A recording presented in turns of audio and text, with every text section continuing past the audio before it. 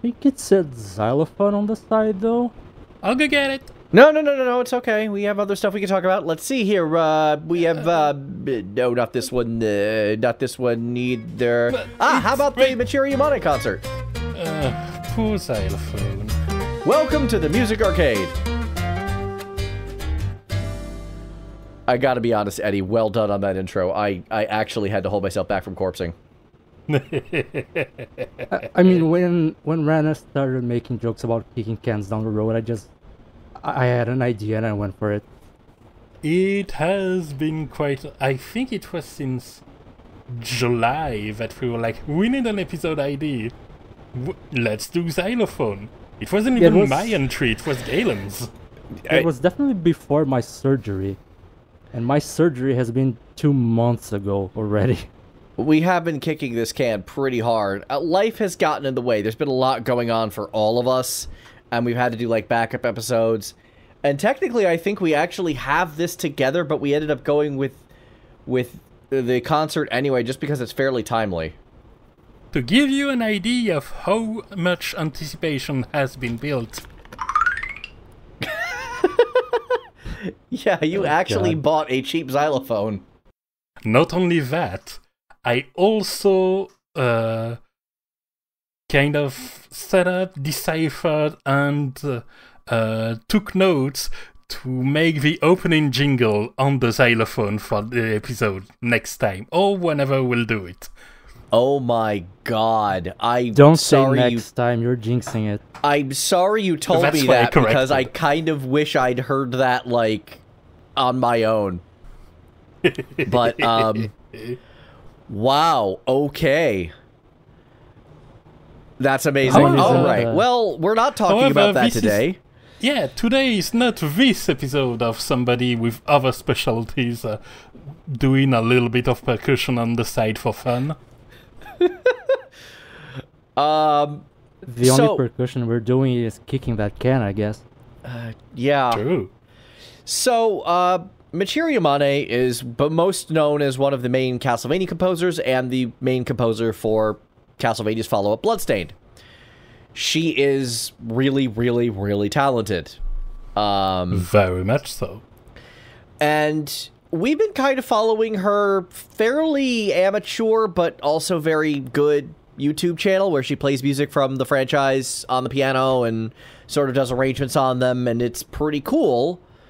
Yeah, and it's very chill. It is. If nothing else, it's very endearing.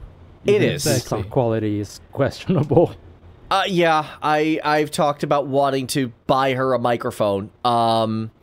However, for her recent, I believe it's 60th birthday, she actually put on a concert from her, it looks like her home or a home studio or something to that effect, which actually did have decent recording. And we kind of think it'd be cool to talk about that today. Exactly, because I spotted that and circulated the idea, and it sounded like an enjoyable time to have a concert that's online and then we could enjoy all three of us at our pace. Yeah. And we all like Michiru Yamane's work, so sounds like a fun time. Yeah. And I'm always here to say that being a goth is not a phase, Mom. Well, I've got to be honest, other than the music styling, there wasn't much gothic going on in this concert. It was very brightly lit. It was basically a sweet old lady on the piano. Oh, Pretty yes. much. Very much smiley grandmother vibes. Yeah, with a little bit of like somebody that's about to tell you about healing crystals, you know? There was a little bit of new agey stuff going on there, but not... I think that's more the music than anything else, and... Yeah, it's like... the way it meets, it's pretty strange. But, again, we're there mainly for the music, and it was pretty fun. Yeah. Some resonated with me more than others, and I think what helps is to go in expecting what Michiru Yamane's has done on her channel beforehand, and not to expect a Castlevania concert, because that was not a best of Castlevania music concert per se. No, it was very much what can we get away performing in a very kind of small form, intimate setting. Yeah, and that intimacy made it pretty special. Yeah, my favorite song of the night was actually kind of a surprise. I was like, I wasn't expecting to enjoy this performance quite so much, but I really do. Yeah. But we'll get to that when it comes up. For now, we start off with the first track, Call of Eternity, the main theme from Bloodstained. I think it's the main theme. Yeah. Well, the main menu theme. The main menu theme. And this was... I'm trying to remember the exact instrumentation. I remember it's that, like, lap harp and the singer. And I think there was percussion in here, too. I don't think the string got involved yet. I don't think so, indeed. And it was very much welcome. Maybe not everyone is here live yet. Get seated and enjoy the vibes kind of song. Yeah. Very much a chill thing. I was surprised to see that there was an audience, but we barely got, like... There were people there. It was small. It only seemed like 10 or 15 people, but there were actually people seated and paying attention, so... Yeah, like, it seemed like it was an audience of friends and family, and... yeah. More than anything, but, appreciable. So, my notes are pretty simple. I didn't really take super detailed notes, but my notes said this, and we're going to see a recurring theme here pretty soon. Very pro-am sort of sound, so professional amateur, which makes sense given Michiru Yamane's recording level. Exactly. Very simplistic, which is to it, again, we talked about that. It's a very intimate, setting. It's not like a full chamber orchestra even. And then, this is the foreshadowing here. Vocals felt off. Not sure how to put it into words. We'll be talking about this vocalist again later. Oh, we will. We will. Okay, it sounds like, Eddie, you might be on the same page as me on this one. I have feelings. You're not the only one. The vocalist, which I believe is her sister. Ah. Well, I'm going to feel bad later, I guess. Yeah. I was going to say that might explain some things and also cause some shame. A little bit. Anyway, for this opening track, though, it was nice. It was, it was a great warm-up. It was a good opener. Exactly. I think my only downside with this and the next one is I think they kind of looped it a few too many times. They probably meant it as really what Rana said, like get seated, get ready, the real concert is going to begin soon. It's more of a like when you hear the word, it does feel 2 minutes too long. There was a couple songs where that happened. I think for me it was mainly this one, another one from Bloodstained, and one from Soden, which we'll get to. Yeah. This one was probably the worst one, but again, it's probably a case of it isn't really intended as being part of the main set. It's just, it's an intro. People are getting seated and whatnot. So it fits. Exactly. Here's the thing with that, and this is just me coming from a position of someone who does go to a lot of concerts. Basically, the intro is supposed to set a tone. You don't want people seating while you're doing the intro. Like, that doesn't feel... That feels disrespectful for the performers, and it's not usually how concerts are meant to work. So while I totally understand where you're coming from in terms of the vibe, that feels like my brain is kind of resisting that interpretation. Like, no, people shouldn't be getting seated while the performance is going on. Something is... my brain is, like, revolting on that one. Yeah, and it's due to the nature of this hybrid concert that's online, but there's also a small audience. It does straddle the line in weird way for a usual concert enjoyer like you. I totally get it.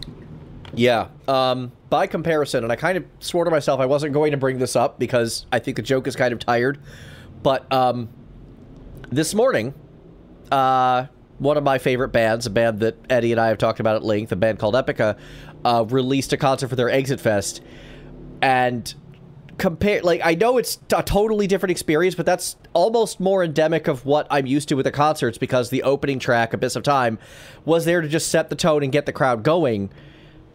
And it's like, here we are, we're here to play. So, yeah, that's kind of, like, that is the standard. Like, even going back to, the New World concerts that I go see once or twice a year, conducted by Eric Roth. Usually they'll start off with, like, Red Wings or something from FF9, and it is on the quieter side, but it's to start generating energy, and I think that's more in line with what's going on.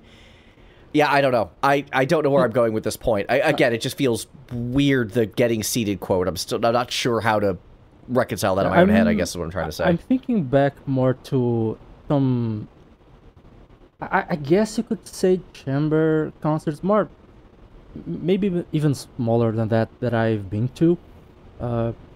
Most of them have been actually piano solo concerts here in my city, all seated. Right. And what they've usually done here, at least in the ones I've been to, they are in actual theaters. We have an actually pretty cool theater in my city. Cool. And they have some probably copyright-free ambient music that plays while people are getting seated, kind of like in a movie theater. Yeah, then stuff like that. They cut that music and then the performance starts. I feel like with this take on Call of Eternity, they were kind of straddling the line between the two, because maybe they didn't want to have the people who are in person get too antsy, but they also knew that they were streaming this to people in many different time zones. So yeah, I think it was somewhere between, like, those copyright-free ass songs that you hear in theaters before the proper presentation and an actual intro song to a concert. Now, the next song, I think, is the one that I would consider the intro to this concert. I feel like I would agree. I just actually realized I have an example of getting seated music played live, and it's not in a setting that I thought of as a concert until my brain kind of gossed on it. So once upon a time, I've seen them a few times, but once upon a time I was in Las Vegas and I caught Penn and Teller's show out there at the Rio. And the opening, there's, this jazz band that plays, and I'm realizing that the double bassist looks awfully familiar, and it turns out that was Penn Jillette just warming up for the magic show by playing music. Yeah. But that's not part of the show, though. Like, he doesn't do a magic trick off of it. He just, once the seating music is done, he just goes off stage, gets into Penn and Teller mode, and then comes out on stage as normal. So it's kind of part of the show, but it's also very much not. Yeah, it's entirely a separate thing. The parallel makes even more sense given that Michiru Yamane plays an instrument that doesn't come back up for the rest of the concert. Yeah, she basically stays on the piano from here on out.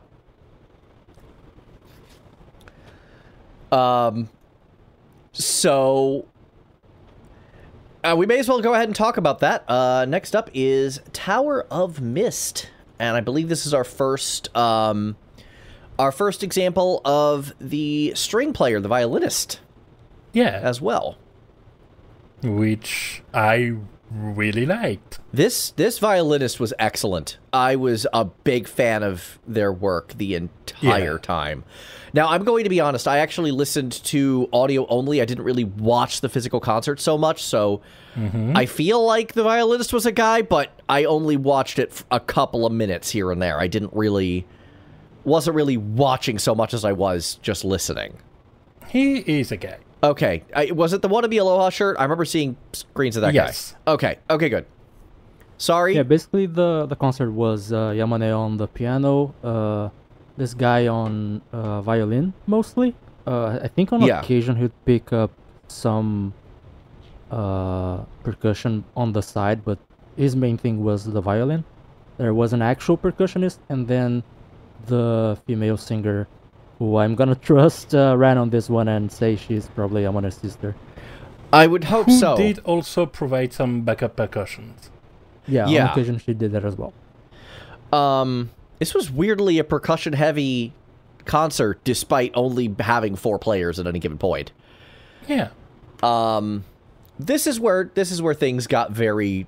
I liked this one. My only main note is the string player has a ton of control. Absolutely. And I noted that. I love the strings. Yeah. This string player was the highlight for me, believe it or not. I have my most insane take as of the 4th track, but we're not there yet, and we'll get there. But something was starting to seep into my brain regarding this song that only came to fruition at the 4th track. Oh boy. And this is where I will have the strangest take, probably of my entire Music Arcade career. Looking forward to that. Yeah. Oh, the anticipation. I feel like you guys are raring for disappointment because while the take is strange, it's not particularly cutting or influential. It's just weird.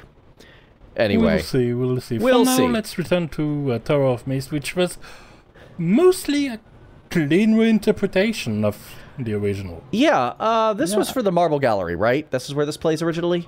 I think it's the Outer Wall. Yes, Outer Wall. Yeah, Outer Wall. Okay. For me personally, I don't know quite why, but this has always been one of the songs from Sodom that are just stuck in my brain as, yes, that is Sodom's sound identity for me.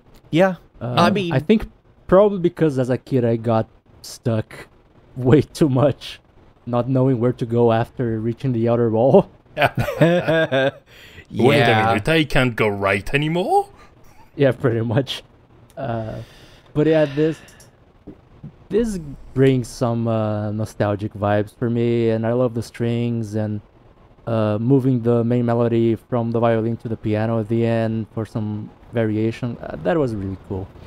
One thing Yamane does, especially at her personal concerts, is a lot of variation, so that doesn't really surprise me that made it into this arrangement. Yeah, if anything, the lack of variation in the previous one was the surprising part. I would agree.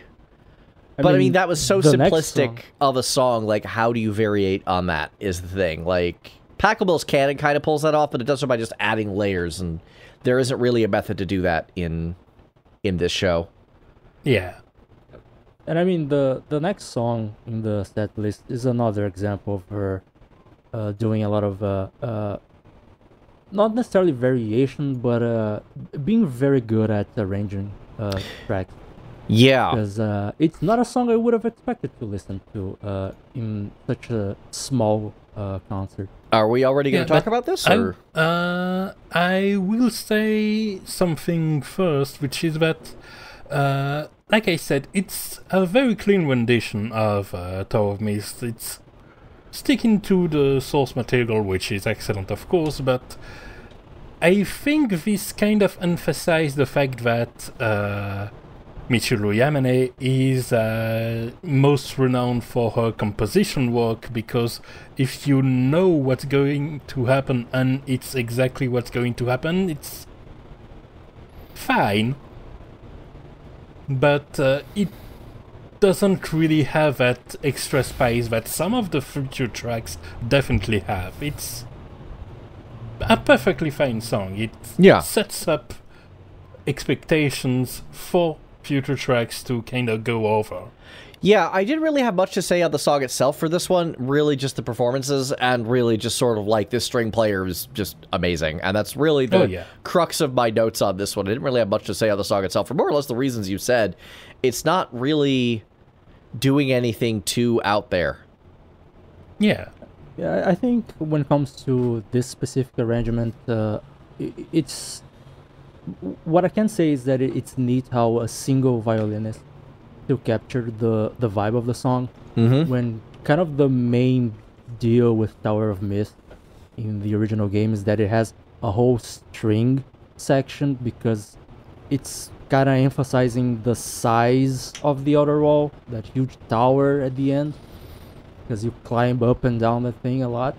But here it's a very cozy environment, and still the vibe of the song does come through. So it's a very, very nice arrangement. It's more like walking through the parts of the castle, but the castle is empty.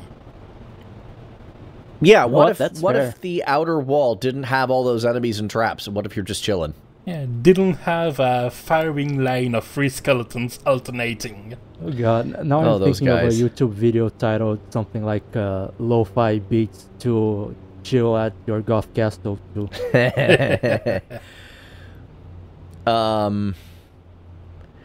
Yeah, and then you were talking about the next song on the list, Hail from the Past. This one was kind of a shocker to be on the set list. Like, you wouldn't think this would work, but I thought it worked very well. Oh yeah, it's it definitely in my top 3 for this concert. I felt the percussion was very good here. It was very chill. And again, more love for this violinist, another recurring theme. Yeah, like there's definitely some tricky part and he nailed it. Yeah. I will say I liked the intro to this song a lot, like the way it was set up. Yeah, it just flows nicely, and it has a very different atmosphere. Yeah. Because of the fact it's from one of the portrait walls from Portrait of Ruin. And I appreciate because, I know Hail from the Past is one of the more famous songs from Portrait of Ruin, but Portrait of Ruin itself is kind of a deeper cut in the Castlevania oeuvre, so I'm glad she's pulling that one out here. Absolutely. Like, we don't have just Bloodstained and Symphony of the Night. It's still majorly that. But, Yeah. I think 3/4 of the set list are those 2 games, but that makes the little tangents and digressions all the more enjoyable, and I think they were all pretty solid picks. This one being my favorite of those. Yeah, no, this was very cool. I did notice from a music theory standpoint that it felt to me to be in like 8/4, which is not a real time signature. It's like 4/4, but for 2-bar phrases. It just is. She plays around with her time signature more than I think we give her credit for. And there was a lot of 6/8 and 3/4 in here, which are basically the same thing. Which are pretty standard, right? Like waltzes are 3/4, but an 8/4 is a little unusual, even if it's not an intentional 8/4. Like, it's probably written as 4/4 and 2-bar phrases, and it's interesting having that vibe there, where I'm counting that up. Yeah, and I think given that it's a composition that's not one of her first big ones, like, there's a lot of not just experience, but knowledge of the atmosphere that kind of pushes a composer to want to experiment and try different things and figure out what can help instill the horror-esque atmosphere that Castlevania games are renowned for. Yeah. I think it also adds a little bit to the sort of exotic vibe that the song goes for, because, correct me if I'm wrong, but I believe this and the sort of rearranged version of the level later on the same game are the only times in the entire Castlevania franchise where you visit what essentially fantasy Egypt. I believe and at the same time, it has to maintain that sort of gothic horror adjacent vibe of the Castlevania games. And they managed to do it very well on the actual game, but that version was very synth heavy, so I didn't know how they would translate that to this concert, but they still kept it. I still could feel maybe not necessarily Egyptian vibes, but certainly sort of Middle Eastern adjacent with the percussion in particular. Yeah, like you stay with this rendition of the song a couple of minutes, you start bobbing your head, you know?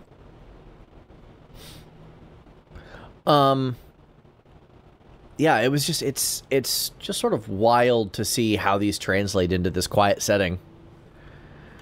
And this is one of the songs that I think really succeeded at that. Absolutely. It really shows that Yamane is also great at arranging, not just composing. And from here we go on to... sorry?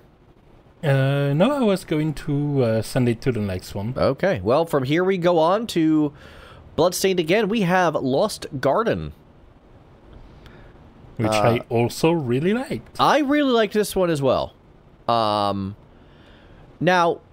here we go. While I was playing this, while I was listening to this, there was a bug in the back of my brain. Like this piano style is... There's something about the way she's playing the notes that sounds super familiar to me, and I don't know why.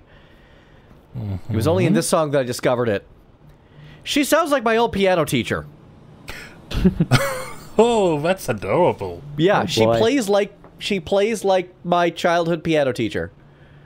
And it's this specific kind of quasi-informal style.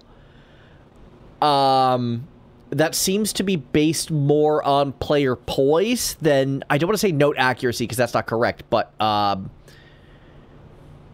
guess machine performance. It's hard for me to put this into words. I think to go from one strange thing to the next, I think I understand what you mean because of my affinity for rhythm games, where learning maps is one thing, but another quality you can have is to be able to figure out that you mispressed an entry and kind of messed up and just roll with it and return on the tracks. Yeah, that's kind of needed in a live setting like this one. I've heard people flub notes before and just move on, and that's kind of what you got to do. You got to roll with the punches in a live setting. Although that's another thing we'll be talking about later. Thank you for bringing that up. Yeah, you already know the part we're about to talk about. I mean, not about to, but yes. yeah. But this was the moment where I'm like, oh, she comes from that kind of old school, not old school. She comes from that kind of like 1960s, 1970s kind of this is how you perform school of thinking, like my old piano teacher. Yeah. It's sort of the more classical side of piano rather than jazz. That's how I would describe it. I mean, yes, but also no, because like I've been at performances where teachers who specialize in Baroque and classical period, and there's a very different energy there. It's a lot more mechanical. This one comes out of the kind of person who would teach like Dmitri Kabalevsky. And I know that is such a weirdo distinction, and it's so hard for me to actually put into words without you guys having experienced it yourselves, which is what makes this even harder for me to try to describe. It's a very specific vibe that very few people actually appear to have, is I guess my take on this. Honestly, that's fascinating to hear, even if you can't put it to words to a degree that satisfies you. It's still... It shows that there's a style of performance for every pianist, even for one and the same composition, you know? Yeah. I mean, we don't know how your old piano teacher would play some Bloodstained, but... Probably basically just like this. I've got to be honest with you. Like, that's what the energy was. It's like, oh... The fact that this is Japanese music very much inspired by... European music, given the gothic context of the games, also helps bridge the gap, I imagine. Yeah. So, yeah, this was just one of those, like, points for my history that just kind of came up out of nowhere when listening to this song. Like, I haven't thought about her in 15 years, but here we are. Our personal meanwhile, lives have interesting ways to come up in these episodes. Exactly. Meanwhile, I just remembered the sound of the fairies you fight alongside this part of the game. Oh, and one of the... Oh, my God. Okay, we need to actually talk about this because this is hilarious. I don't know what happened here because Rena Strober voices the fairy in English, and she's a professional Broadway singer, and yet somehow the vocal version of the song that you can play when Miriam sits down at the piano and has the fairy familiar with her in English sounds awful, and they got a professional singer to mess up that badly. I don't know what happened there. Yeah, that's a weird one. That's a weird one. That didn't happen here, but weird fairy noises, I guess. I guess this is as good as a transition as any to talk about songs with lyrics, then. On the subject of singers who aren't very good, Oh boy. this is where things started to get bad. In fact, my whole notes here, I'm just going to read it out. You know what? I just don't think this singer is very good. She's very pitchy. She struggles on notes. Timing feels a bit odd, too. She's just not quite on the beat. And while I understand... It's gonna get so much worse later on. Oh, yeah, we'll talk about that. But this was the point where I started to turn against her pretty hard. And I'm, like, trying to listen and trying to find what she's doing. Is she doing, like, some syncopation thing? No, she's just off the beat. What's with the notes? Is this some kind of intentional dissonance? I mean, I know how Yamane composes. She does occasionally get into dissonance, but not like this. Yeah, exactly. And I kept trying to think, is there a real reason for this, or is she just not a good singer? And eventually my conclusion was, she's just not a good singer. Or at the very least, she's just not good at this material. Yeah. It wasn't quite her element at the very least. Yeah. Yeah, I think just for the listeners, for clarity's sake, we're talking about Requiem for the Gods from Symphony of the Night now. Yep. Oh, yes. Good point. A version with lyrics, too. Yeah. I think it's in Japanese even, right? Yes. There's only one English-ish song later. Yeah, I was about to say, I think there's 3 or 4 songs with lyrics, on only one of them is in English. Not that helps. Yeah, this was a bit rough. I did use the lyrics to figure out which song it was. Nice. But we'll get there when we get there. For now, Requiem for the Gods.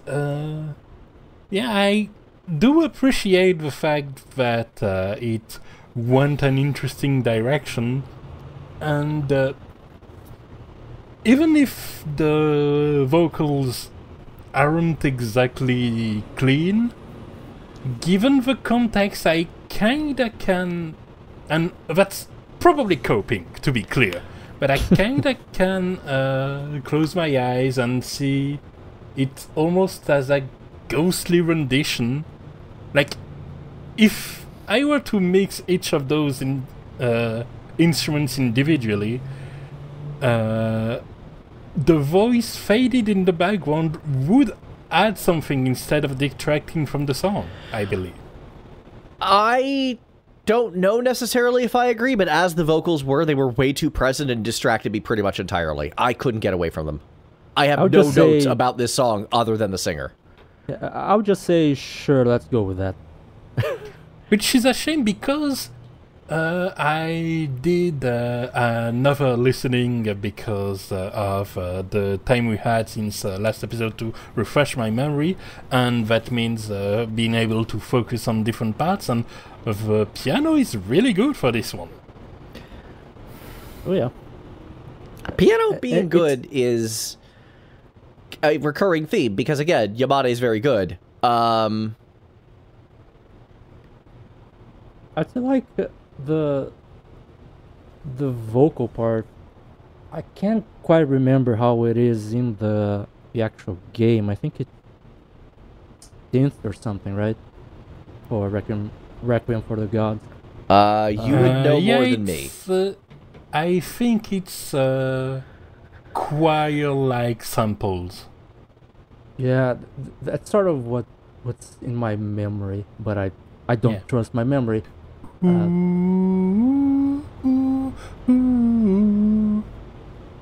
am a worse singer, thank you very much. Yeah, but you're not a professional. Like, exactly. Here we have this concert where we have this great pianist, composer, and arranger. We have this really excellent violinist. We have this very solid percussionist. And then we have the singer wearing the dunce cap. It's a little hard for me to get past this when everyone else is such high quality. It is unfortunate. Yeah. It is a shame that this I think even if she were a better singer, having the vocals so forward, let's say, was a bit of a mistake.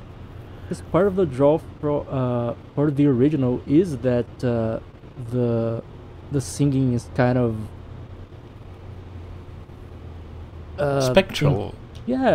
Spectral, intangible. Like, is it there? Ethereal, is it maybe? not? I think ethereal is the right word. That's a good word for it. Here it's a bit too physical, let's say. It's too forward, too present. Even if she were a better singer, it would have been awkward, I think. I think, with what you said, it helped me cement a thought that I did have that I tend to like picturing scenarios even for the music variations, like I did with the Outer Worlds, where it sounded more like the place was empty. And this one, I don't really have any scenario that makes sense in any sort of narrative with that. That's a fair point, actually. Yeah. Like, I can't imagine this playing diegetically. Like, if somebody sings your ear off alone in a cathedral, worry. Yeah. Get the hell out of there. Yeah. You know what this reminds me of in the worst possible way? Oh dear. There's this one random Jay-Z song that pops into my head thinking of this, where he's just not making any sense. And somehow Pause. Let's pause for a second for just the beauty of we're talking about Michiru Yamane and Jay-Z popped up. But yeah. Continue. No, we don't need to pause that. We should... Yes, that's how weird this situation is. Yeah. And he's just so off on this one and just so, like, out of place that kind of everyone stopped and went, what is this guy thinking right now? Yeah, that happens with music sometimes. Yeah, and this is kind of one of the, like... Unfortunately, we know what Yamane was thinking, and that is she hired her sister. You know, if what Ren is saying is correct. I believe it is from the ticket purchase page that convinced me to get in that concert action. Yeah. So, if that's the case, that's the only reason I can think of that she's here. She actually has a reason to be here. I just don't like it. I think this, especially given the level of professionalism from the rest of the ensemble, this hire, even if she was family, was a mistake. I think this was the first time that my thought was like, I'm not sure what happened here. Maybe she just had a bad day and she'll do better later. Spoiler alert, she doesn't. She gets worse. Anyway, move on. Yeah, I think this is when Moving on like to... there are two audiences for this concert, and the two collide here because she's okay for an at-home concert for friends and family. She's not okay for a concert being streamed throughout the world. Yeah. So here we have a song and a piece of a song, and Yes. that piece of a song, and we have an adorable false start. Yeah. There was a mistake in the opening to Iron Blue Intention. And everyone... It wasn't a mistake per se. It was that she forgot her glasses and couldn't read the rest of the partition. Yeah, she took her glasses out to talk to the people, and then when sitting Yeah. back down, she didn't remember to put them back on. Nice. And I do remember, like, everyone laughing this off, and it was just this very yeah. fun, goofy moment. Like, I'm not going to cause any strife over this. It was just a cute little thing. Absolutely. That is a perfect example of that intimate, homely feeling of that concert. Yeah. And I love that. And, weirdly enough, I have another completely semi-irrelevant, but also this will make sense, segue about this bit. Excellent. Green The Day. theme for the episode. Yeah, it really is. Okay. Once Day. upon a time, during a New Year's thing for MTV, Billy Joel Armstrong was playing Good Riddance Time of Your Life and actually flubbed a chord pretty badly. And so what does he do? He stops after the show and he's like, I know we got to do this for taping. Sorry, guys, I messed that one up. I'm going to replay the ending for you guys. And it's that same kind of like, I know how to laugh at a mistake like this. Exactly. It's live performers. Yeah. It's not machines. That's what makes concerts special too. Yeah. So, yeah, in very much the same case, she clearly had a sense of humor about it. I've known people to be, like, angry that they made a mistake. I would occasionally get into that mode, especially when I was playing, like, Bach. Yeah. So the fact that she was able to roll that one off, big thumbs up there. Yeah, and again, it returns to that thing I've mentioned of being able to get back on track gracefully. One of the most impressive examples I've seen, though, was on her channel during, I think it was Alucard's theme, where she flips her partition, one of the pages falls off, and she keeps playing with one hand while putting the partition back and recovering this way. Yeah. I remember it was that during one one of the more different part because it starts very close to a track and then it goes in wild directions for like 10 to 12 minutes. Mm-hmm. And that was during that, but that was just again a demonstration of her ability to kind of roll with it. And I think she may have even done something without that sharp stop if there wasn't other players to adapt to. Yeah. I think that's very accurate, but this is one of these cases where it's not like, it's an ensemble piece. If you have to stop, you're going to throw, like, if you have to change things up on the fly, you're going to throw, like, the violinist off. Exactly. So, no, I understand why there was a false start here. Like, oops, we messed up. And it was worth it, too, because it's probably my favorite piece of the concert. This one's up there for me. Iron Blue Intention was really good. Really good interplay between the piano and violin. This is when these two performers were really at their best. And the percussion, too, really gave it a nice little energy, you know? Yeah. Again, head bobbing.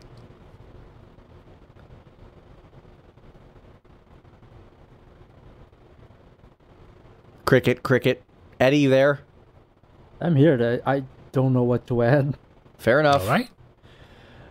And just when it goes on for a while and you think, okay, this is nice, I'm starting to get it, suddenly it shifts to beginning. Yeah, I didn't expect that one, because from what I understand, Yamane's known presence with the Castlevania franchise starts at Bloodlines, which is where Iron Blue Intention is from. Right. Beginning has been there since the start of the franchise. Exactly. Now, Yamane wasn't credited in Bloodlines. It was discovered elsewhere that she was a composer. That was pretty common back in those days. Exactly. Yes. And every Castlevania game up to Bloodlines was credited to just the Konami Kukeiha Club. Right. Which makes me wonder, did she add Beginning just because she made a rendition of it for Rondo of Blood? Or was she involved with the franchise for longer than we know? I mean, it's entirely possible she was part of that so-called club. She was, I think as far as the fan base knows or understands, she was the sole composer of Bloodlines and yet was credited as Konami Kukeiha Club, so that is possible. Yeah. Just gets the mind spinning is all. There's a lot we don't know about that period of history, and no one's really interested in saying it. There's this weird... I mean, in the Q&A segment that's right after that, there's even a time where they can just skirt around it gracefully, and instead of outright naming it, they refer to Konami as just that one company. Yeah. Those guys. There's this air of mystique, but not intentionally, around game composing, especially in Japan. Again, we didn't know that Yoko Shimomura composed Street Fighter 2 for years after it happened because, you know, she was under a pseudonym. And there's a lot of Japanese cultural pressure to not talk ill about former employers. Exactly. So it's hard for us to pierce the veil on this one, and this keeps going even to today. Remember our recent struggles figuring out who actually composed Torrents from the Heavens? Like, we have contradictory data on this now, and we have no idea of which part of it's correct. I'm thankful it's a less common occurrence, but how about making it a non-occurrence instead? That would be great, and that's one thing that I think... Warning, #politics. That's one thing that Western unionization of music has actually helped with a lot. Because it makes it harder for people like Austin Wintory to lose their credits. Japan doesn't have those same protections right now. Union strong on that front. So yeah, the fact that beginning was an addition was still a welcome surprise, and the transition was nice. It didn't ironically come out of the blue. Ha. Heh. Alright, this is where things took a turn for me personally. We have the theme of Dominique, also called Call of Eternity. It seems to be a variation on the opener. Aha. And, my notes read the following. Boo! Get off the stage! Is it just me or is this singer getting worse song to song? She has me yelling at the performance now. What key is this supposed to be? Yeah, that one really didn't do anything for me. Yeah, my notes start with a very pleasant, this piano melody never gets old, and then goes downhill. Yeah. And again, here we are with this contrast, like we have these three really great players, and then the singer with the dunce cap. Yeah. And it's like, I know why she's there, and that's the worst part.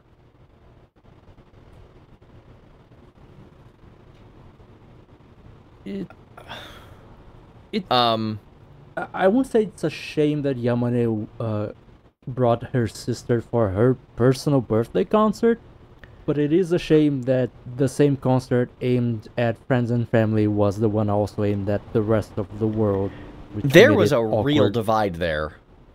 Yeah. I think what makes it sting a little for this one in particular is that the addition of the voice and on paper what it brings to the track is real solid.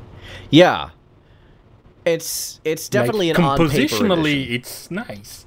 Yeah. Yeah, the arrangement, like, itself, I have nothing to complain about. It's just the performance. It's just the performance. And that makes it worse, because we can see what Yamane's good at, and what Yamane's sister is very bad at. Like, if I'm yelling, what key is this, something has gone wrong. Yeah, when we first hear her singing in the concert, I was kind of going with the benefit of the doubt, like, maybe the acoustics of the place, plus however the mic's set up, maybe that's what's screwing things on the listener side, because YouTube screws with the sound already, and we were listening through YouTube. But by this point, it's just, nah. No, I knew instantly that wasn't going to be the case. There's a reason you are the sound guy and not me. Yeah, like, the kind of mistakes that she was making throughout the first two songs that she did, and this one, were not the kind that could be excused by YouTube compression. They weren't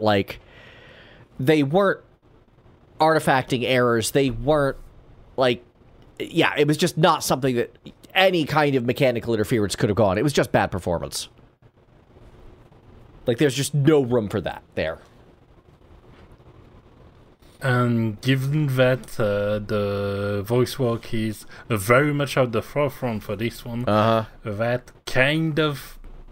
Like, I have more trouble looking past that than I had for Requiem for the Gods. Yeah.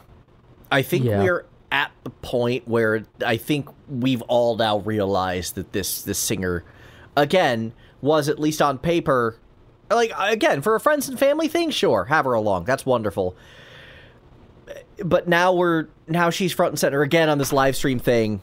I'm just like, what? You're just detracting so hard from this experience. Again, I just found myself focused so hard on this deeply subpar singer compared to the rest of the performers who are all excellent and professional.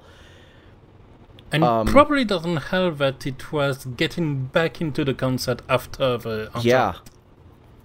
The intermission. After about a half an hour or so of intermission and Q&A. There was a Q&A and my question was in there. Oh. I now know officially how Michiru Yamane pronounces my name. Nice! I actually skipped the Q&A, but now I need to go back and rewatch that. That's awesome. It was a silly question that I put out. I'm glad you wouldn't did. expect I need anything to... else from you. Fair. Excellent. Oh, that's really cool, though. I'm stoked now. I skipped that because I just wanted to focus on the performance, but I really... Now I need to go back and check that. That's amazing. By all means, knock yourself out.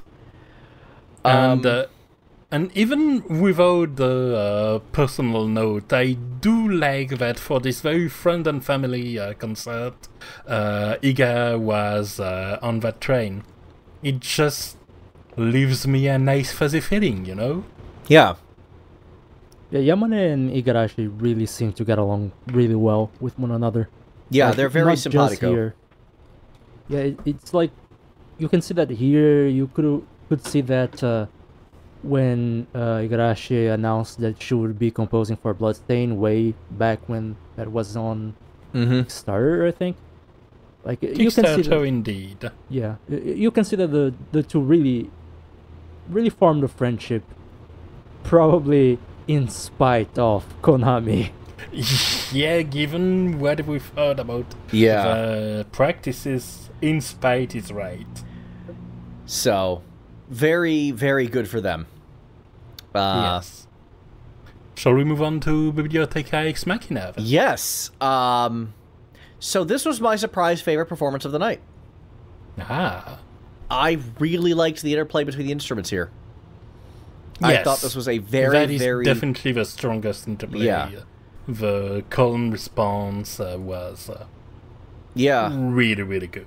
I also feel like this was a really cool arrangement of a very difficult track to arrange. Yes.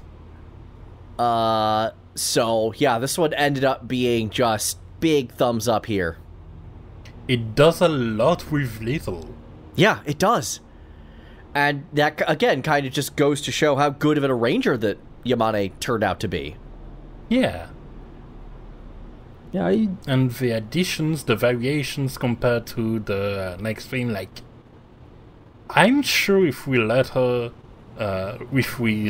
cook and the rest of the team was on board, they could have added interesting variations on that theme for like 5 more minutes and it wouldn't have gotten stale. Yeah. I was not expecting one of the Bloodstained songs to take home the crown this time around, just because of the variety of things going on, but that's just what ended up happening. Just the performance here was so strong. Absolutely. Yeah. Not my top, but yeah, definitely up there. I personally wouldn't put it in my top 3, I don't think. It was very, very pleasant, and like with everything that Yamane does, it was a nice arrangement anyway. I don't know, I don't think the variations did it enough for me for this one. It kind of felt a bit repetitive, not as much as the first song in the concert. Yeah, definitely, but given the original composition and the way it's... Like, the first track feels repetitive in a samey way, which is a stupid sentence to say, but I'm going to say it anyway, to contrast with the way this kind of feels repetitive in an obsessive way, as suitable for the setting. And as a result, the way it gets you in kind of that loop feels like it's the main expression of horror atmosphere for this song. Yeah, repetition is truly part of it. I mean, I perfectly get why it's Galen's favorite. It's just... Sorry, biker. Fair.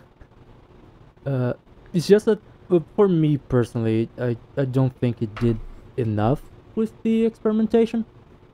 So the loops kind of got a bit repetitive for me, but it doesn't make it a bad song. It doesn't make it a bad song.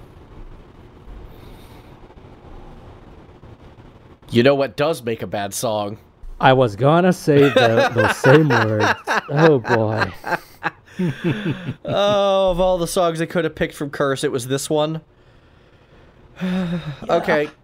True to your dreams for those listening. Curse of Darkness is already a bit of a slightly... it's a more energetic soundtrack than we're used to out of her. It's fairly energetic and very synth-heavy. Yeah, but I'd say. She's done variations of Animos Machine Tower. She's done variations of Mortvia Fountain. She did Hail from the Past on this very same concert, and that is relatively high tempo and very synth heavy. Yeah, so, like maybe she couldn't have done Abandoned Castle or something, but there were songs on that album she absolutely could have done an arrangement for this that would have been really cool. Instead, then we get the return of this damn singer.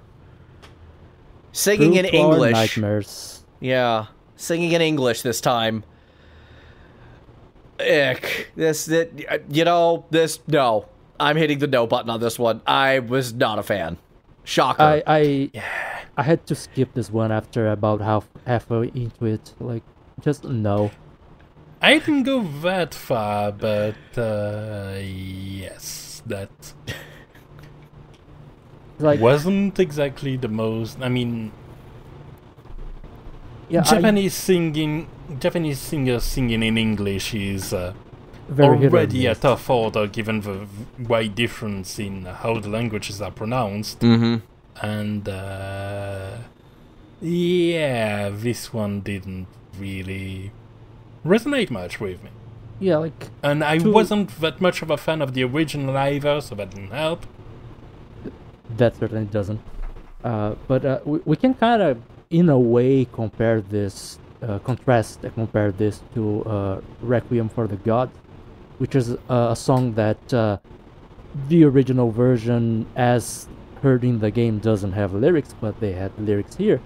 And while neither performance was good, Requiem for the Gods is kind of, I can understand a version of this that works. Yeah, that's fair. Here I cannot. And also fair. The language barrier is part of the reason, I'd say. It doesn't help. At the very least, and that's just, I don't know, with the result to that and what I know of Curse of Darkness, even though I haven't played it myself, it just doesn't feel like the images match. It's a weird credits theme. I've always thought it was a weird credits theme. Yes. Castlevania has some weird credits theme, starting with Sodom. Indeed. There was this one game, this PS2 weirdo game that Yamane composed for, that I think was a side project of Iga's. That was this weird 3D action RPG take on the Wizard of Oz. And it only got released in Japan and Europe. So it never came to the States. And when I actually played it, I had to, I played an import copy, and I had to reset my, TV to 50 hertz because there was no 60 hertz option because this game was never meant to be played in the States. Course.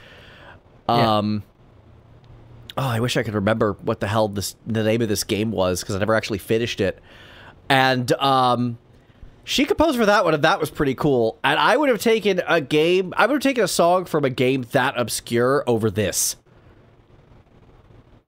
any day of the week.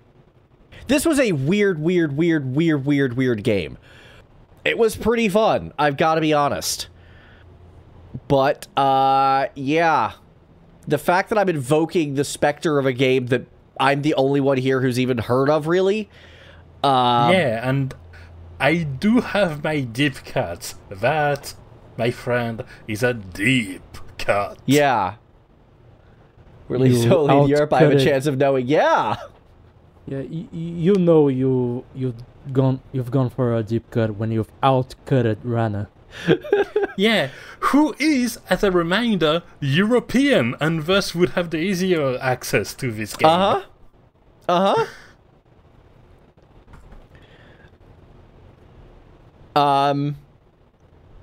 It actually had a full English dub too. Like I remember Johnny Ogbosh and Wendy Lee were on this thing, despite never setting foot in the States. Like it was never released here.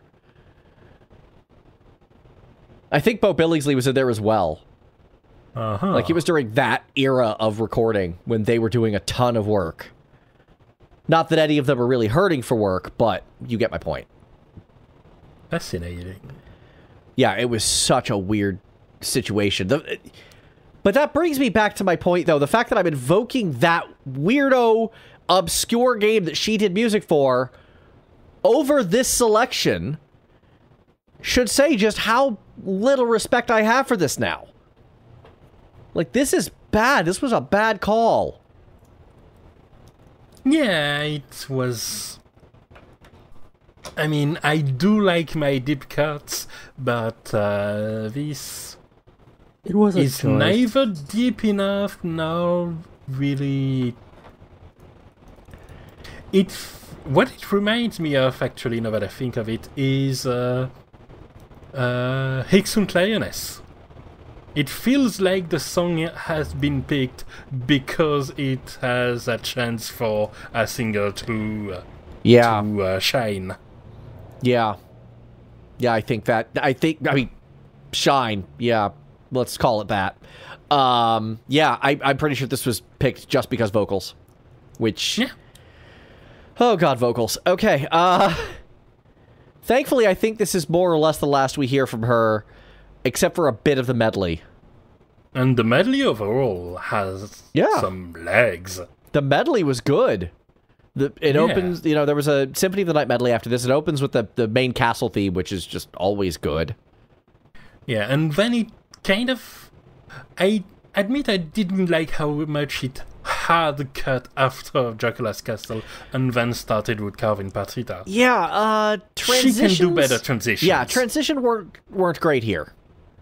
Yeah. I think as it goes on, the medley transitions get better, but it starts absolutely rough. Like the finale is amazing for that, but the first two transitions are awkward. is weird.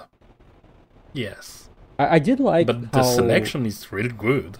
Yeah, and I did like how the lack of synths and the use of more, for the lack of a better term, more earthy instruments, so to speak, made Dracula's Castle feel almost Persian. Interesting. Oh, I can see that. Yeah. I'll have to re-listen to see if I get that take, but okay. Okay. I think the percussion again helps with that atmosphere. Yeah, it was definitely something with the percussion and the piano, how they were playing off of one another. I can see that, absolutely. But that was good. Wood Carving Party. Like the order of the medley went Dracula's Castle into Wood Carving Partita, into Lost Paintings, into Dance of the Pales, into a mix of Death Ballad with just a few hints of Alucard's theme to tease you. Mm-hmm. I think the end there, it started off, I think, as just Death Ballad, and then it mixed in, I think, Tragic Prince and a bit of Dracula's Castle back. It reminded me of Castlevania Reincarnation from Lament of Innocence, which was the alternative boss theme for when you were playing as the secret vampire character, which was also a medley of Dracula's Castle, Death Ballad, and 2 other songs from Soden. Yeah, overall it's a very nice, very nostalgia-invoking medley. Yeah. I don't have many direct notes on this one. I will say there was an almost loungy vibe to the early bits, but, you know, setting. Mm-hmm. It's like the vampire hunting without the pressure, you know? Yeah. Yeah. As you said, lo-fi beats to slay vampires too. Yeah, pretty much just put your headphones on and just go to the sleepy vampire in his coffin and just bring a steak and go headphones on. Yep. Just enjoy your day at work. As one does. But yeah, Lost Painting was really the weakest link of this medley for reasons that we've already went into for probably half of this episode's runtime already. But the rest is just amazing. Wood carving partita is hard to screw up, and they didn't. Death of Chaos, probably my personal favorite of the original game soundtrack. It still sounds great here, even in this smaller ensemble. And again, the mix up at the end between Death Ballad, Dracula's Castle, and I think Tragic Prince in the middle, that was also really, really cool thing to hear. That's a send-off. Yeah. And speaking of send-off, the last two tracks do absolutely feel like they're winding down after that. Yeah. First off, we have Requiem for the Nameless Victims from, I think it's Bloodlines again, question mark? Yep. Bloodlines. I believe it's the Bloodlines credits theme. I think so as well. Well, this was definitely a much better credit scene than the last one we had to deal with. Once again, this violinist is fantastic. Oh yeah. This is... I don't think there are many Bloodlines songs that I personally re-listen to now and again. Mm-hmm. Iron Blue Intention is one of them, and Requiem for the Nameless Victims is another. This is always very pleasant, and was very pleasant here as well. There we have it. I'm just not as familiar with the Bloodlines soundtracks, but yeah, it's a good one. It's a nice way to kind of move towards the closure. Mm-hmm. And of course, end credits theme works great for that. That's what they're for. Yep. If anything, it's a bit amusing that the concert didn't end in an end credits theme. I believe the next theme isn't. Next song like the next theme, it feels like more of an encore at this point. Yeah, it does feel like an encore, and it was actually like. So I have a weird take on this one, if you don't mind. All right. So I thought it was really nice, and it's a pretty good piano arrangement, and I do like it as a closer, but it feels like a bit of a waste because it's just her solo. Like, it's just a piano solo. I don't... Like, you have these other performers here. I feel like a piano solo at the end when you have the other performers, like... She does these performances on her own all the time. I wouldn't be surprised if she has a variation of this on her YouTube channel already. Yeah, it feels, in fact, more like a preview of here's the next track that's going to be public in the YouTube channel. Here as an exclusive temporary preview here. Right. So it feels kind of disconnected from the concert in that regard. It feels like Requiem was the real ending. And this was, as you said, kind of an encore. I think that's a very, very good observation on this. Yeah, just for our listeners' sake, we're talking about Wandering the Crystal Blue from Order of Ecclesia. And, indeed. It's a song that I've enjoyed since I've played the game for the first time. I've always enjoyed the piano line. If I recall correctly, it's for an underwater stage/area. Yes. Yeah, it definitely felt like an encore here. Requiem for the Nameless Victims is just... It's not so slow, but it has that vibe of closure, let's say. Yeah. Wandering the Crystal Blue, maybe she could have found a way to present it better as this is an encore or something.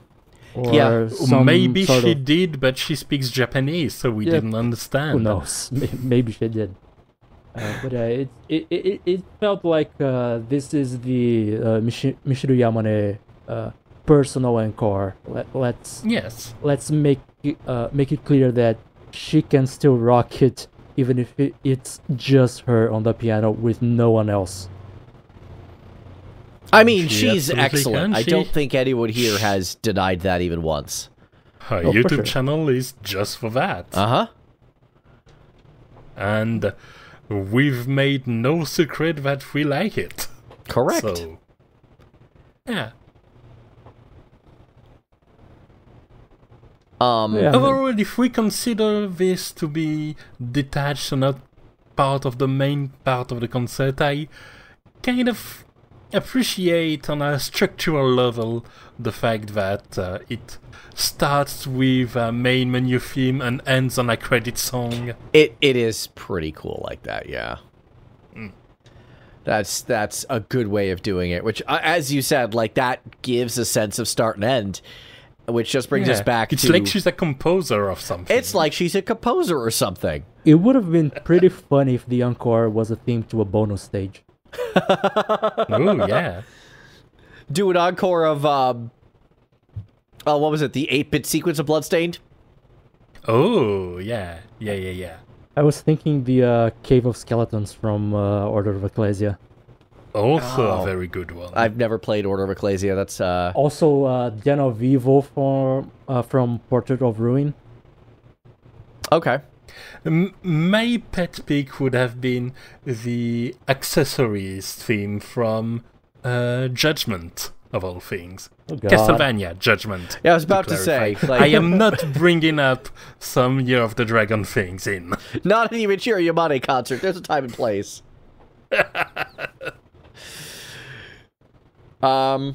Overall, I would say this was positive, other than the one bad performer. Like, I'm really glad we got a chance to take a listen to this one and examine it. Very much.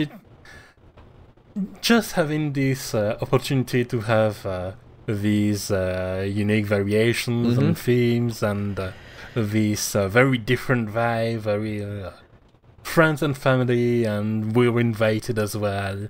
It gives a warm feeling. Yeah, it's very different from a lot of composer-centric performances. Like, the obvious comparison, at least in my mind, is the Black Mages.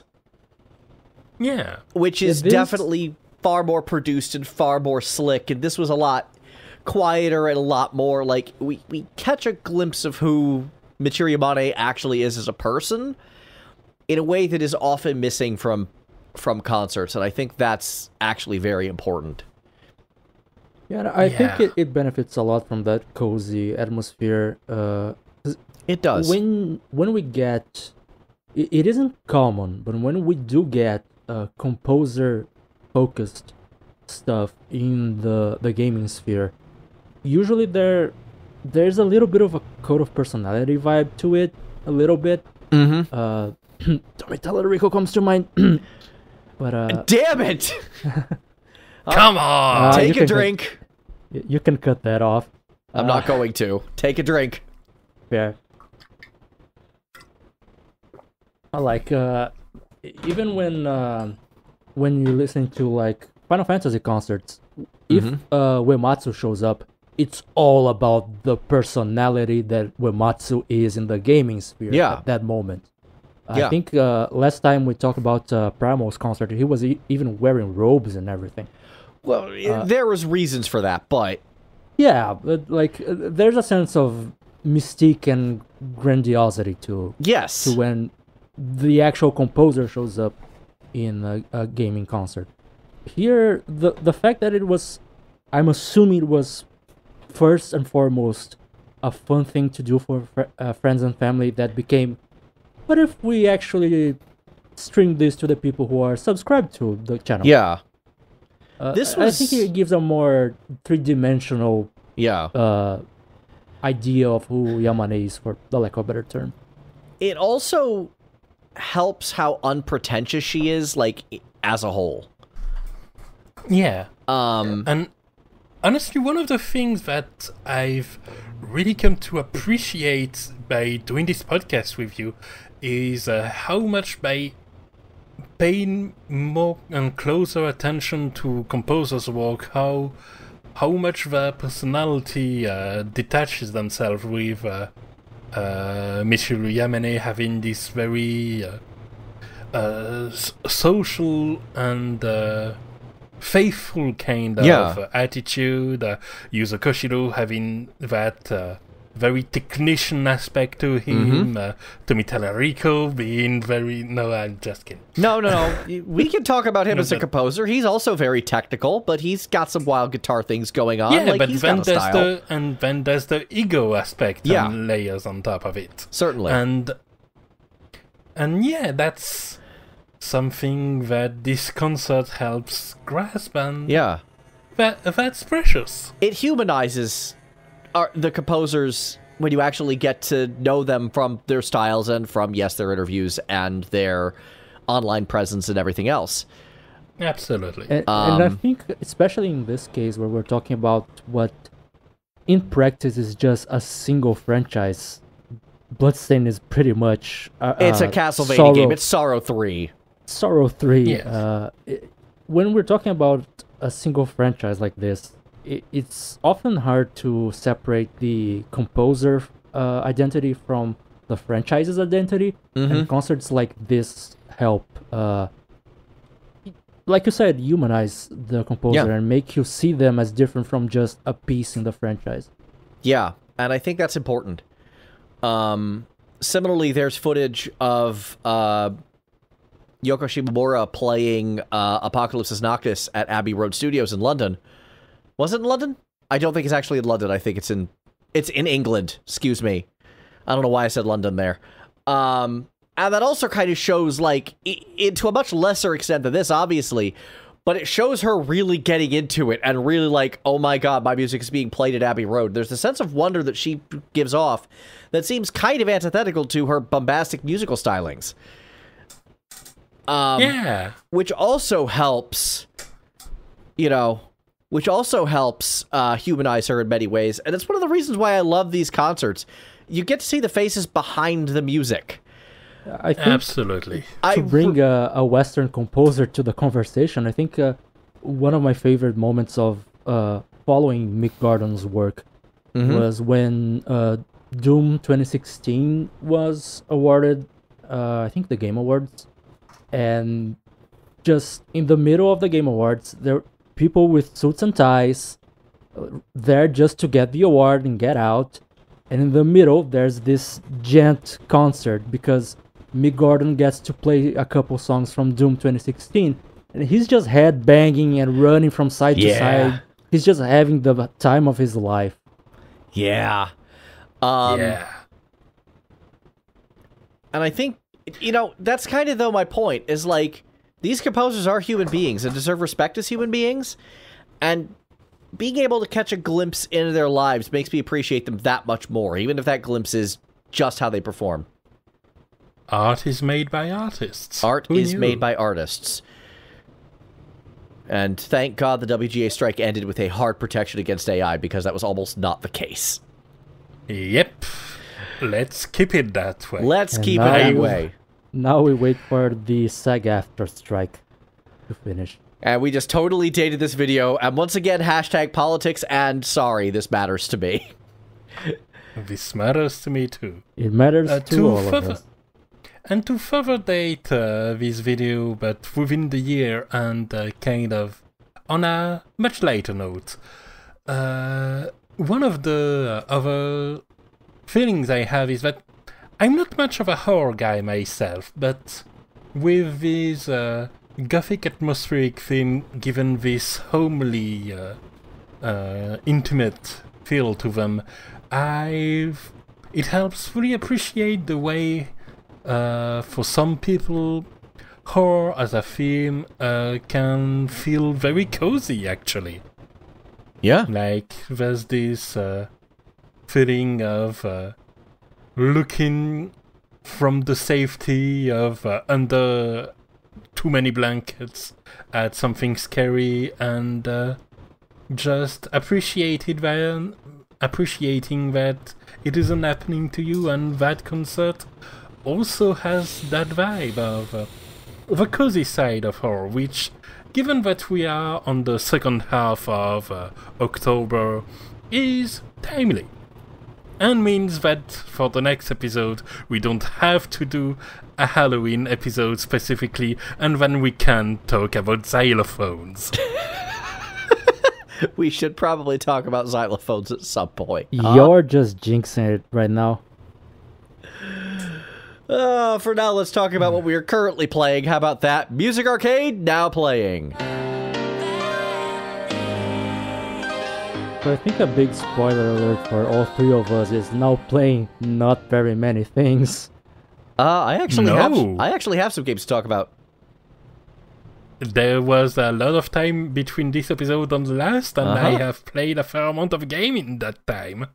But go on, Eddie, out yourself. I've been busy getting real life back on track after the surgery, so a little bit of Destiny because it's cool and I like the gameplay. A little bit of Watch Dogs Legion because I think I finally found the reason behind my constant crashes when I first tried to play the game. Alright. I was curious about this one.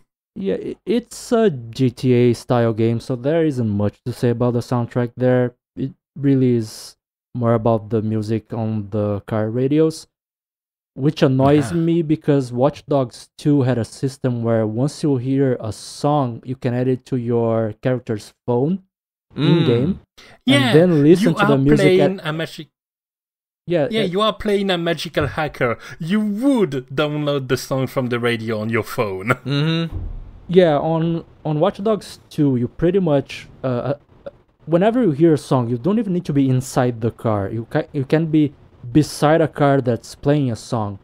Your phone recognizes what song it is, and you can then re-listen to it from the phone while you're just walking, which is awesome. Actually really love that. That's actually super cool. Yeah. The issue is that they removed that mechanic from Watch Dogs Legion, which sucks. And because that's a shame. Watch Dogs is a franchise that, while heavily inspired by open world games like GTA, you don't spend as much time in a car as you do in GTA. Right. So the system in Watch Dogs 2 worked perfectly. I wish it was in Legion as well. But anyway. That means Watch Dogs 2 is my second favorite game where pirating music in-game is a mechanic. The first one being, by the way, Metal Saga, where you can illegally download music from jukeboxes. That's the name of the option. You never get caught or anything. It's just the way you do things to get music on your phone and then play it. Except instead of playing it in your car or on your phone, you play it in your tank. Which makes it the better option. Because it's a JRPG with tanks. This sounds wonderful. I love this. Yeah. Metal Saga's great. But I haven't been playing a game of the Metal Max series this past month. What I have played is, first of all, Hitman. Yeah. Welcome to the club. Yeah. Thank you. It's a nice club. I decided, you know what? I'm just feeling like it, and I'm about to start a game with a guy that sneaks in Judgment. I'm going to start another game with a similar control scheme, but not quite, because I like being confused, I guess. I have that exact same problem when I get to this conversation. And you have followed the call of the great Dr. Pop. Exactly, although I haven't popped somebody yet. I've just used those on cameras for now. That's a mechanic they only recently added, by the way. That's actually very new. That's only within the last patch or two. Oh, wow. Yeah, I never used to be able to do that. I always had to shoot the cameras. I could never throw stuff at them. That's actually... I'm not used to that yet. But that's so useful. It is! And, yeah, I'm not playing the game right, because I'm not doing the story. I just started freelancer, and how hard can it be? And I have yet to out my first syndicate head. But I had a lot of fun trying. I told you flat out ahead of time that, like, I would argue that a prerequisite for Freelancer is map knowledge from actually playing the game, but I guess there's nothing stopping you. So, filing that one under don't say I didn't warn you. I know this isn't the intended curve of progression, and I enjoy it for what it is. Fair enough. That way. You know what? If you like it, you like it. I often say that Hitman as a franchise is just a puzzle game masquerading as a stealth game, and you decided to just throw roguelite elements into your puzzle game, so good luck with that. Yeah. That's on you. Speaking of roguelites, I've also tried some Astrea. Which is a game very similar to Slay the Spire, but instead of focusing on cards with abilities, it's dice, and you kind of build up your set of dice with different effects that can either heal or harm, and then you have to attribute them to either you or the enemy.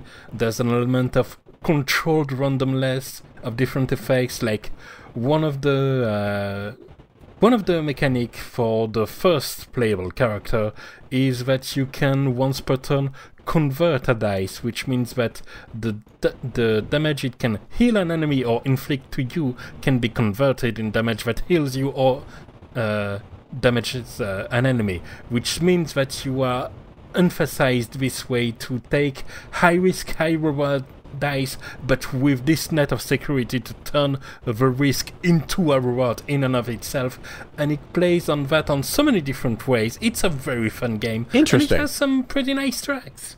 I just want to shout out, because I just found the game's page on Steam, and I want to shout out the subtitle 6-Sided Oracles. Ha! Of course. And there are 6 playable characters all arranged in a cube-shaped constellation. It seems like they're definitely keeping the branding alive, that's for sure. Very much so. It's a game that made a little splash, but it was a very nice finding.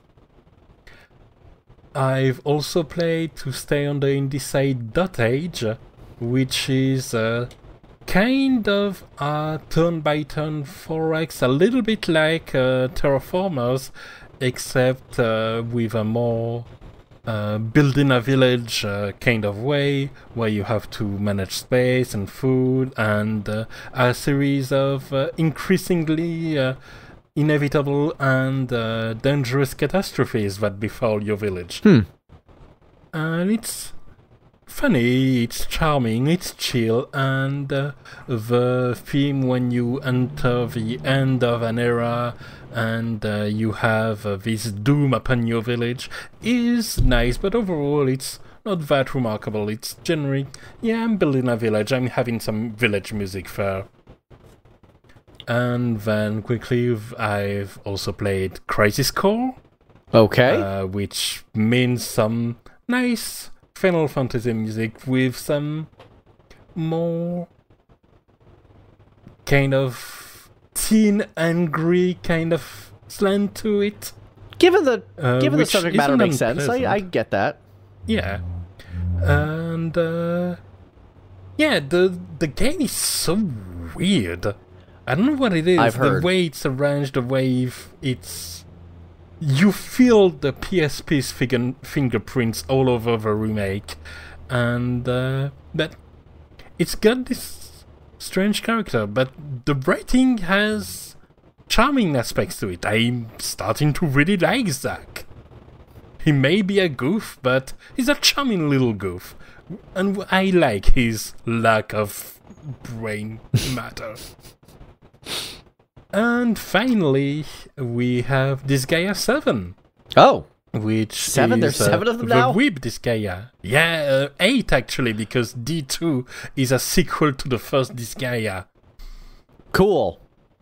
Yeah. And the last one, Disgaea 6, was kind of underwhelming in its structure. It mostly stood out because it was the first which had full 3D graphics worthy of the PS2, and this one stays on that level, but adds back a lot of the richness and complexity, and the fact that one of the main the two main characters are a former samurai that is a backstabbing, opportunistic bastard, and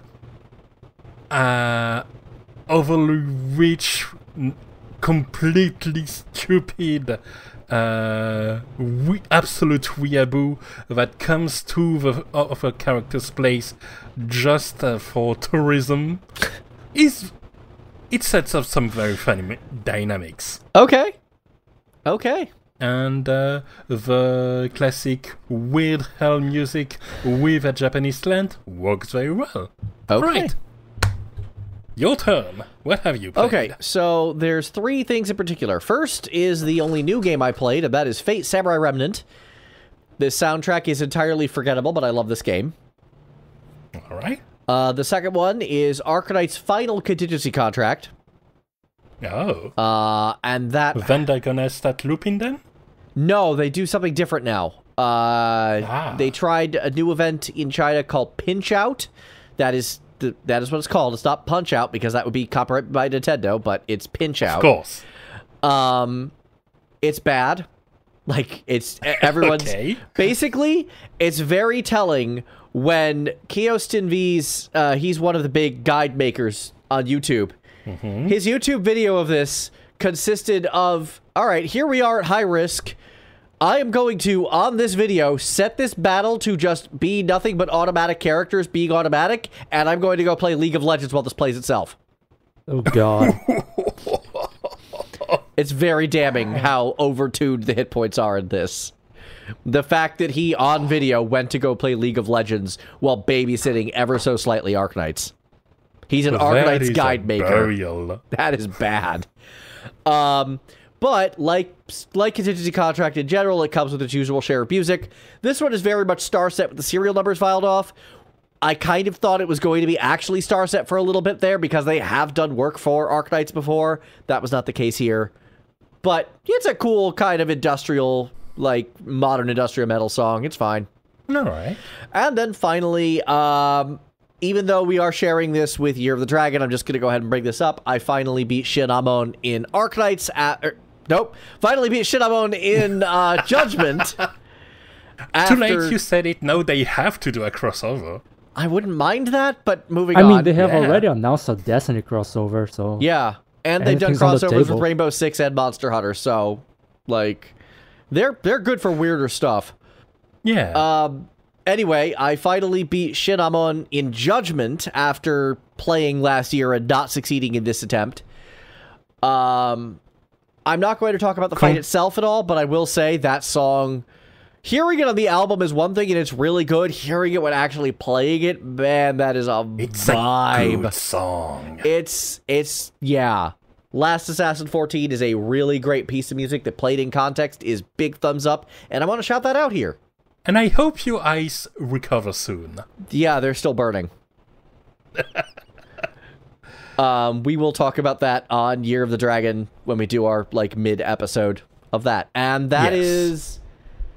I talked about To the Core last time we played. The one where the game itself actually has a great soundtrack, but the music is entirely... like, the mixing is so bad that I didn't even know there was music for my first several gameplay sessions. And the UI of the game is questionable, where it starts with audio at 0. Yeah. There's some very interesting decisions that the developer made from a technical standpoint. I just didn't remember whether or not I talked about that, and then I realized, oh yeah, I did talk about that. Interesting is a word. Interesting is a word. And then I'm just going to throw this to you guys. If you guys have something for a quick game I could play on Halloween for like a day or two that's kind of horror adjacent but has good music, I'd love that. I'll keep that in mind and brainstorm a little. Give it a... I don't want to take up too much time, but I do want to do something for Halloween, because this whole year has been Year of the Dragon, and I'm just like... I've had to cut out so many games just because I don't have time, and I need to do something else. I need just a break for a day or two. And only a few more games. Yep. And that is it for me. That's my list. And that's everyone's list, which means that's it for this episode. Thank you guys so much for tuning in. This was a cool one to talk about. I'm glad it wasn't just gushery. Sometimes it gets a little old. Yeah, exactly. This concert had some very good points and some more disputable one, and I'm glad we are able to keep both in our mind and still come out with an enriched experience. Yeah, I'm super glad that I saw this. I'm very happy about this. This was really cool. As much as we've complained about the singer, it is nice to have both positives and negatives rather than spend 2 hours gushing about a composer. We've done that before. Oh, we have. And we'll do it again. And we will do it again. Hopefully after our xylophone episode. Can we please make that happen? Please? That would be nice. That would be nice. And with that, thank you guys so much for tuning in. As always, you can find how to contact us in the description. There might be a playlist for Now Playing. We're not deciding that yet, so if there isn't one, sorry. But we're leaving that door open, but not guaranteeing it. And we will see you guys next episode. Have a good one, everybody. Bye-bye. See you, I guess.